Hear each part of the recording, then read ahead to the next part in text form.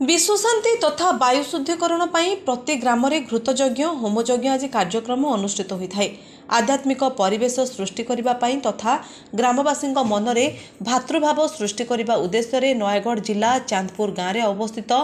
माँ रामचंडी देवी पवित्र पीठरे प्रतिवर्ष भली विश्व कल्याण निमित्त 3 दिन व्यापी चंडी महायज्ञ महासमारोह पालन करा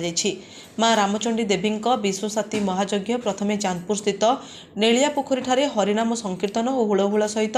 कलश शोभायात्रा आरंभ हो नगर परिक्रमा करा